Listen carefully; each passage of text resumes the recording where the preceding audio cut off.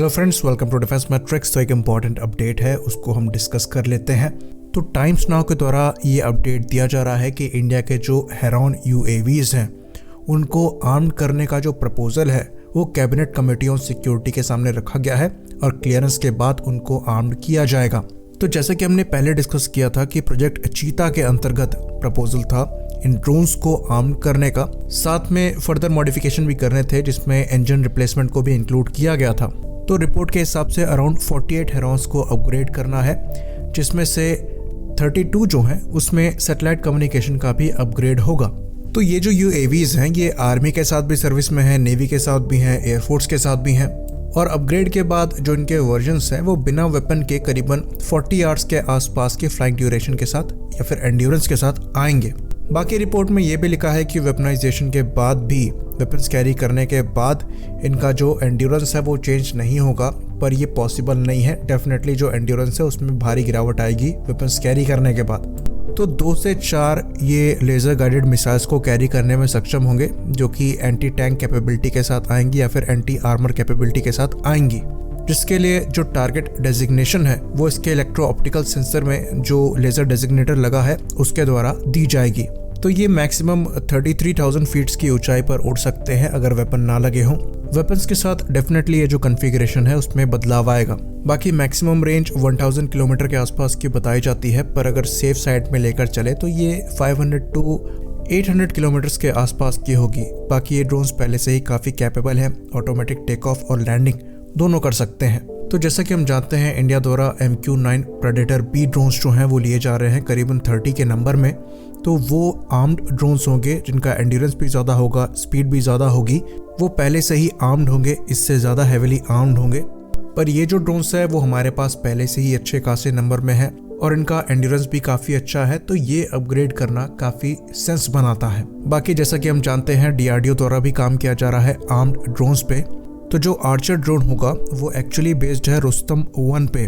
तो रुस्तम 1 का जो एंड्योरेंस था वो 12 से 15 घंटे के अराउंड था, यानी कि 12 to 15 आवर्स। और आर्म करने के बाद आर्चर का जो एंड्योरेंस है वो आपको 7-8 घंटे का मिल जाएगा और ये हैविली आर्म नहीं होगा। 2 लेज़र गाइडेड मिसाइल्स के आसपास कैरी करेगा, लाइट अटैक रोल में यूज़ किया जाएगा। तो ये प्रोजेक्ट भी कंप्लीशन की एडवांस स्टेजेस में है। तो ये लाइट ड्रोन्स भी काफ़ी ज़्यादा कारगर हैं अगर कोई शॉर्ट एंड्योरेंस के ऑपरेशंस आपको चलाने हों। तो तीनों कैटेगरी में हमारे पास अटैक ड्रोन्स होंगे। लाइट अटैक के लिए आर्चर यूएवीज होंगे, मीडियम अटैक के लिए आप हेरॉन के आर्म वर्जन को यूज़ करेंगे, बाकी हैवी अटैक के लिए आप MQ-9 प्रेडेटर बी जो है उसको ले ही रहे हैं। तो इन तीनों कैटेगरी के ड्रोन्स जो है वो हमारे पास होंगे।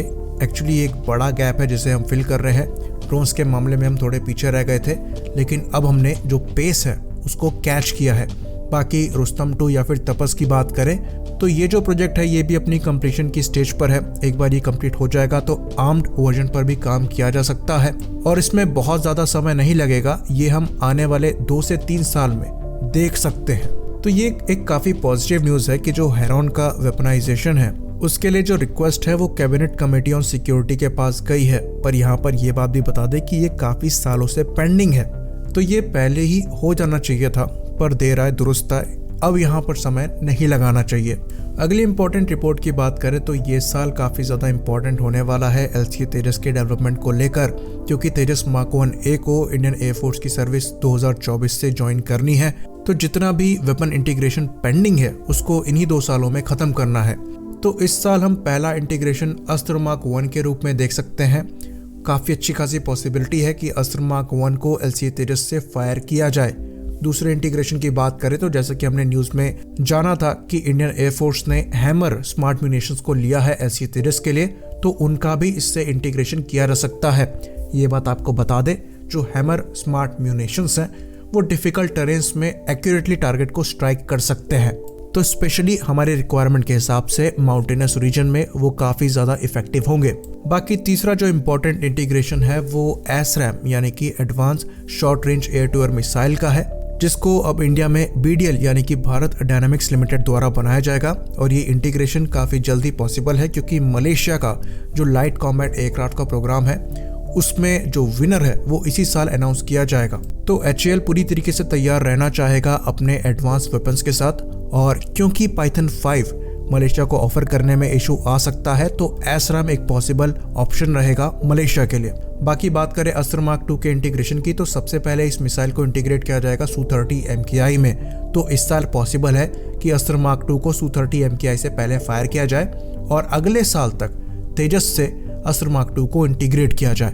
बाकी स्मार्ट एंटी एयरफील्ड वेपन को भी यहाँ पर इंटीग्रेट किया जा सकता है। फिर रुद्रम मिसाइल का जो इंटीग्रेशन है उसको भी हम पॉसिबली देख सकते हैं। तो इस साल काफ़ी कुछ जो है वो LCA तेजस प्रोग्राम में होने वाला है। साथ ही साथ तेजस मार्क 2 के रोल आउट को तो हम इग्नोर कर ही नहीं सकते। तो इसी बात पर इस अपडेट वीडियो को हम ख़त्म करेंगे। लाइक करिए, सब्सक्राइब करिए। जय हिंद।